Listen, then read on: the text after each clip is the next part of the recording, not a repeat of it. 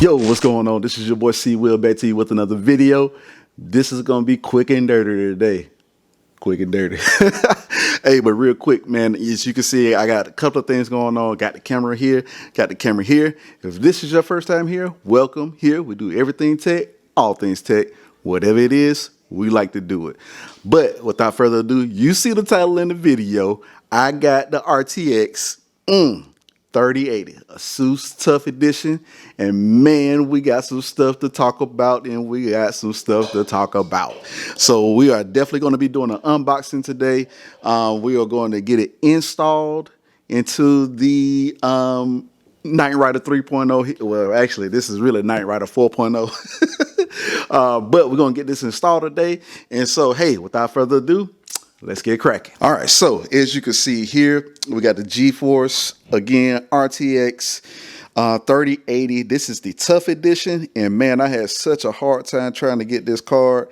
I've been trying to score 3080 at least. This was my third time going up to Micro Center today, but I've been trying for the past 2 weeks, hitting F5 and all that good stuff, and you know what that's been about with the whole bots and all that different type of stuff.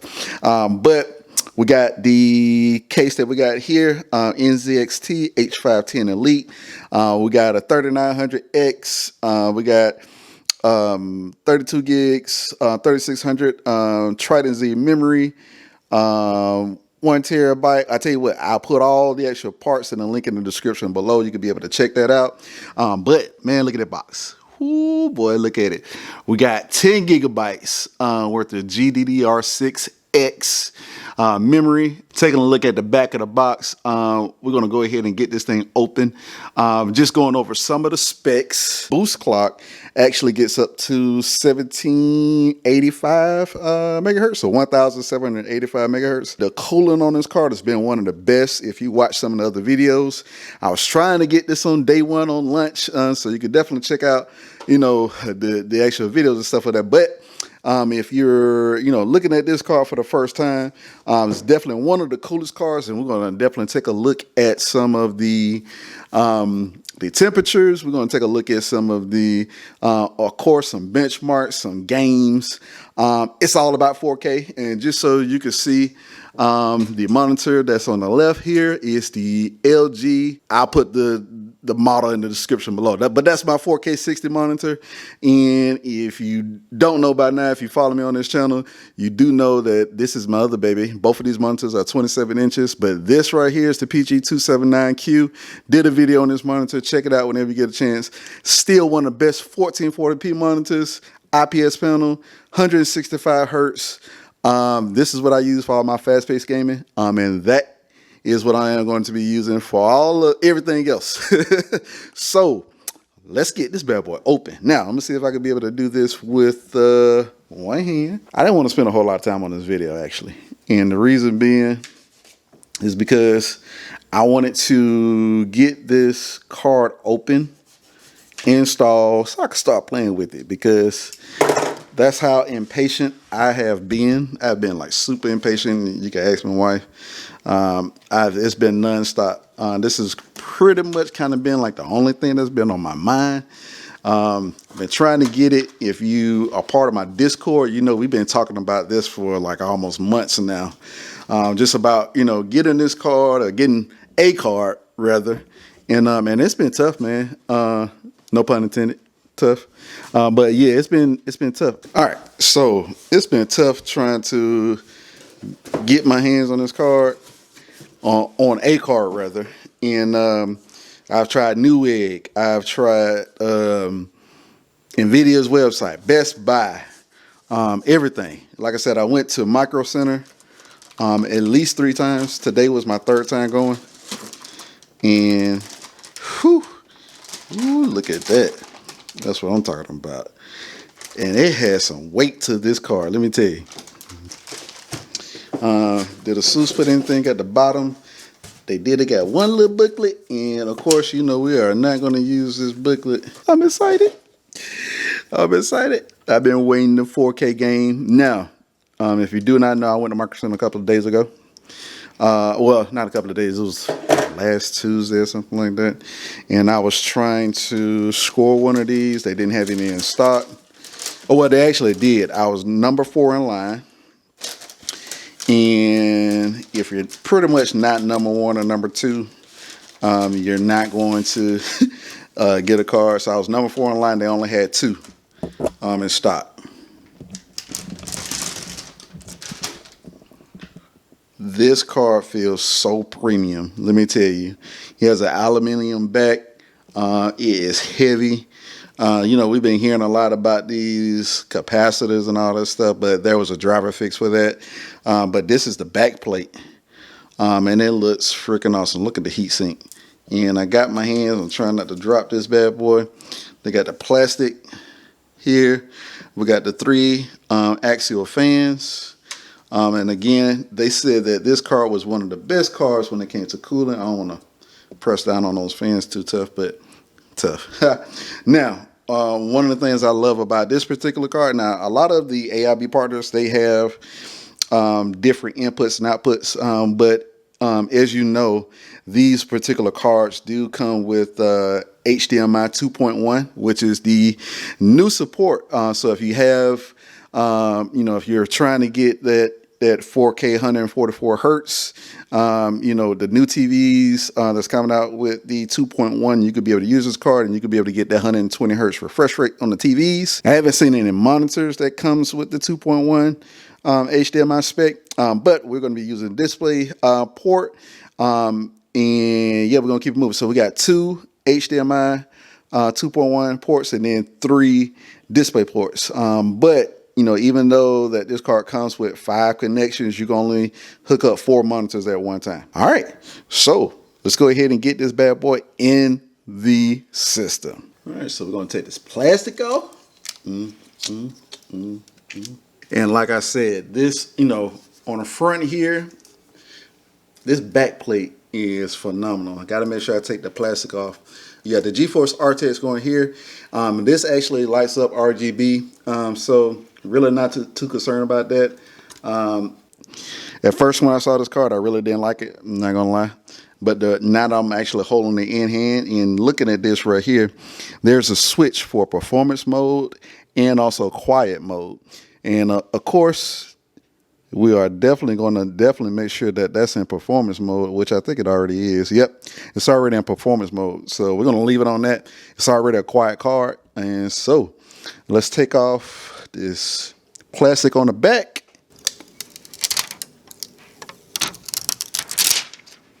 And just so you know, of course, the 3080 variant of these cards do not come with the SLI bridge. You have to do the 3090 in order to do that.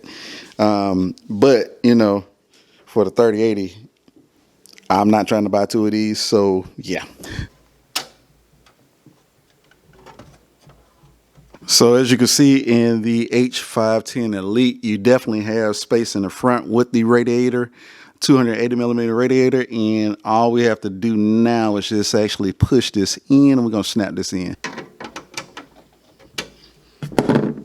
So now we got that screwed in and it's actually looking pretty good. So this actually comes with 2 8-pin connectors.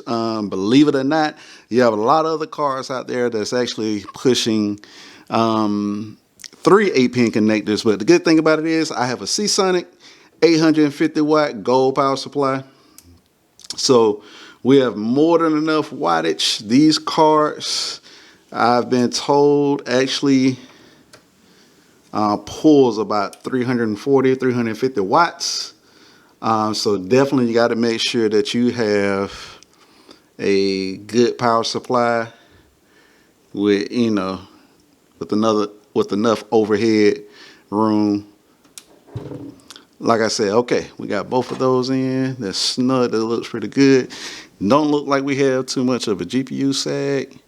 So we're looking good. All right, so we got the 3080 installed. I've already updated the drivers. And whew, I'm excited, y'all. I'm excited. So we updated the drivers. And now it's time to go ahead and turn this bad boy on for the first time. I am going to hook back up my monitors. I'm actually going to swap out this case for O11, Lee & Lee O11 dynamic So that's coming pretty soon. But just look at that back plate. This card looks so good on the inside of this system. So, all right. And boom. There she is. She is turning on for the first time with the RTX 3080. Yes, sir. Can't see the fans from the bottom, but you can see the RGB on the side of the card near the two 8-pin connectors. And we are looking good. We are looking good. Now, time to move on to the benchmarks. Yes, sir. So as you can see here, it gives you the temp, all of the information that you need. So we'll be looking at this as we are going through the actual benchmark, and I'm going to show you some of the settings that I have. So as you can see, if we display, we're 4K 3840 by 2160, full screen, monitor one refresh rate 60 hertz, VSync is off. And if we go to graphics, I am going to switch this over to ultra quality on everything, and let's just see what happens. Going to click apply. Let's run that benchmark. All right, so this is the built-in benchmarking tool that's in Horizon Zero Dawn, and yeah. And if you look at the top left hand corner, you could kind of see some of these statistics that I have. So as you can see, my mouse pointer is not moving, but you can see FPS, the minimum, the average, the max. So the average is 68, the max is 78. Again, we got the 3900X at 4.275 gigahertz. And it's broken down by CCXs. The temp on the 3080, I'm using the H510 Elite case. Nothing special. I have all the fans set on performance, and the temp is 65 degrees. Usage 98%. The actual boost clock, it's up around 1935 megahertz. Memory clock 9500, pretty much. Fan speed is about 2250, 2260. CPU temp 50 degrees,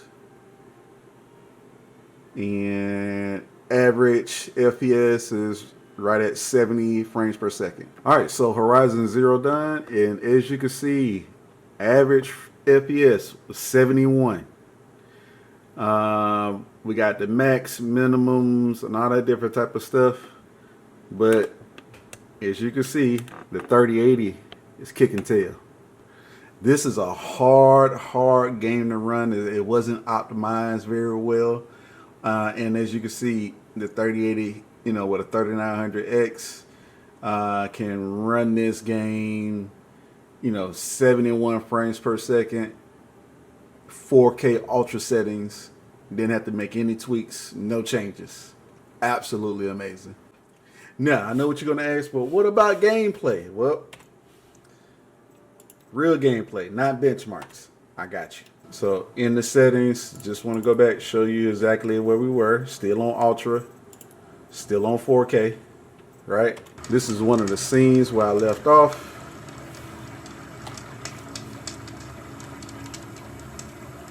And this is a real world situation, real part of the game, as you can see. And if we go up here, and I'm just going to kind of move around, you're not going to see certain things on the screen, but it's averaging 65 frames a second. It's running cool. I was running this GPU earlier, so it definitely has gotten saturated. So now, as you can see, I switched over to my 1440p monitor. That's the Asus. And for graphics, we're on ultra everything. All right, so I'm going to continue where I left off from where we were playing earlier. And, well, let me tell you something. When you have G-Sync at 165 hertz. It looks crazy. So right now we're averaging 99 frames per second.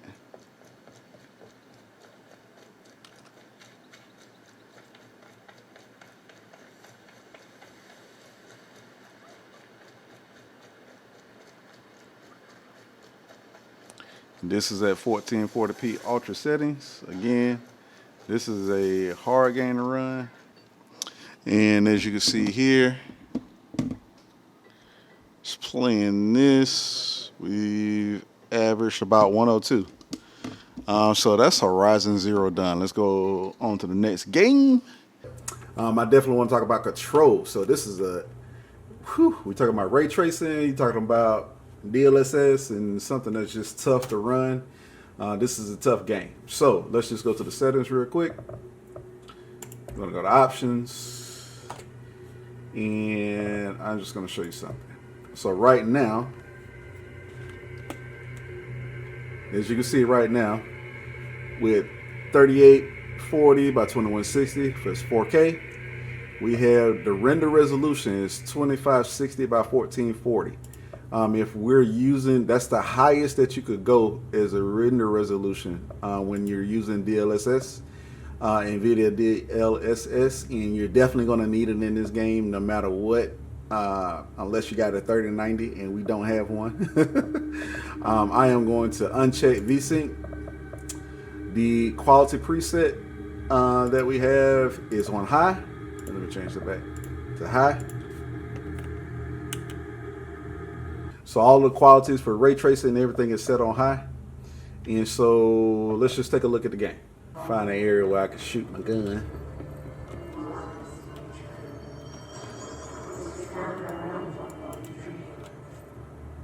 And if you can see the reflections in the floor, but most importantly, the ray tracing, you can see the reflections in the glass.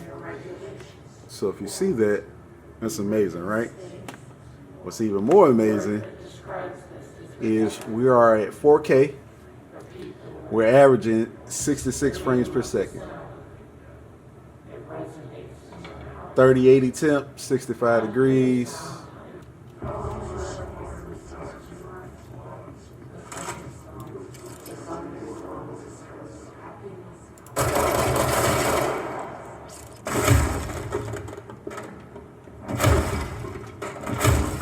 Doing some furniture moving around here, and as you can see, we are still, well, you probably can't see that, but if I zoom back in, average 66 frames per second. 4K, but we're going to change the resolution to 2560 by 1440. And the highest render resolution, because we're still going to be using Nvidia DLSS, so the highest render resolution is 1707 by 960. VSync is off. Everything else is on high. So we didn't change any of the graphics settings. Everything is on high. Ray tracing, everything is on high. We're averaging 105 FPS. This is with everything on, everything high quality. Everything high, full ray tracing, everything is high. And so at 1440p with DLSS, averaging 107. Let's do some furniture moving. Yes, sir.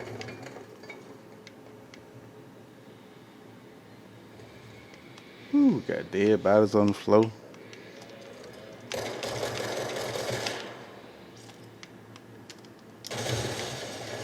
Yep, and so as you can see here, and I'm just going to show you here. So GPU temp, 66 degrees. We're averaging 107. All right, so with Call of Duty, one thing that we're going to take a look at is the campaign mode. And I know you're like, what, campaign mode? Yeah, campaign mode. Why? Because Call of Duty Cold War is about to come out, and it has ray tracing, it has all different type of stuff in it. And that's what you're going to be playing before you go into the multiplayer mode again. So As you can see here, LG 4K monitor. Everything is good. We at 4K. And just going to zoom in just a little bit. And so as we scroll down, I actually have Nvidia Reflex low latency. It's enabled, but I am actually going to turn this to disabled because we're not going to be doing anything fast paced. Texture resolution high, enabled, near, enabled, streaming quality normal, shadow map resolutions extra, enable, particle ultra, direct X ray tracing, enable, ambient occlusion, both high. Everything is on high. Everything is enabled. Okay. So before I go into the building, just want to show you something. So right now, 62 degrees. It's probably going to go up a little bit higher than that, but we are averaging 76 degrees. We are averaging 76 frames per second. And everybody knows this area right here. I'm in the room and we're about to get ready to get lit up. And I got some teammates that's about to get ready to die.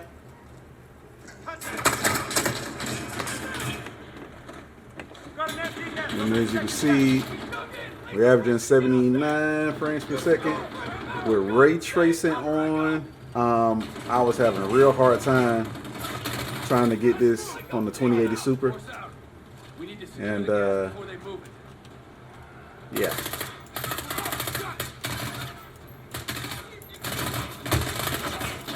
I'm getting shot up.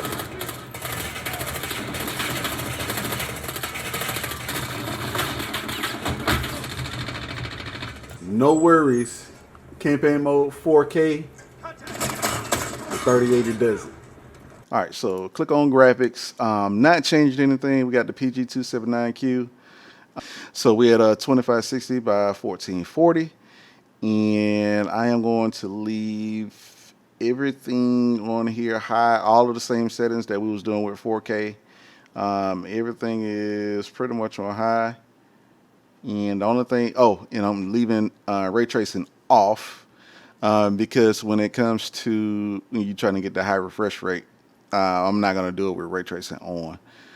So nobody's going to play with ray tracing on Warzone. That's just not going to happen. I also have motion blur off and disabled, but everything else is on high. So let's take a look.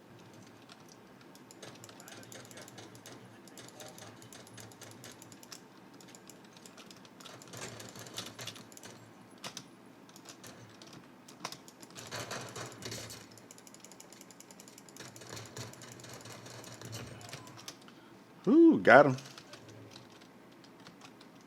And so right now I'm averaging 155 FPS. So it looks like that may be the go-to.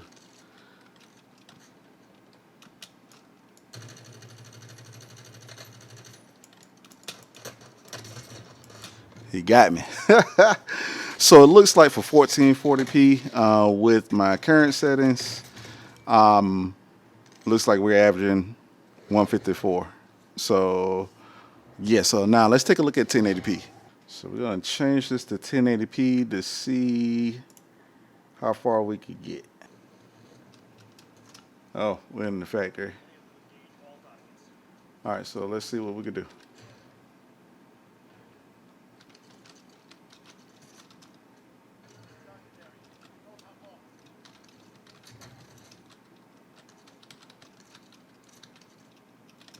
So right now, we're averaging 159. The high was 195. Yeah, I knew somebody was going to get me. I'm just running around like an idiot. But it looks like the average 159. And so, to be honest with you, I think we're just at a CPU bottleneck when it comes to 1080p. Because we definitely should have gotten a higher frame rate, definitely higher than 1440p. So keep that with the grain of salt. But again, you have other options. You know, you could lower down the actual graphic settings and see if you could be able to get a higher frame rate. But again, I'm not gonna go that deep into it. I may do that on a different video. So here's the thing, guys. The 3080, it's a set it and forget it card. What that means is that once you go in, you set it to ultra settings, 4K, it's gonna handle the job. It's gonna do exactly what you need it to do. And I definitely recommend the Asus TUF card. Like I said at first, I didn't like the way it looked, but after I got it in hand, absolutely hands down, one of the best cards. If you could take a look at some other reviews, you'll also see that a lot of reviewers like this card. It goes for $729. I got it from Micro Center. I do know, and I honestly know, I'm a lucky person. This is a hard card to find, and if you could find one, definitely, I would definitely say pick this up. The Asus ROG Strix version is going to be coming out. It's going to be even better, and so, you know, I plan on in the future trying to pick up the 3090 version of the Asus ROG Strix version. It's probably going to be around about $1,800. But it's definitely going to be the card of my dreams. So I plan on getting that somewhere down the line, maybe 3, 4, 5 months from now. But just look out for it, because you will see that on the channel. I got more videos that's going to be coming up for the RTX 3080 Asus TUF edition. And so definitely make sure that you hit the bell, hit subscribe, hit like so you receive all my notifications. And man, I see you in the next video.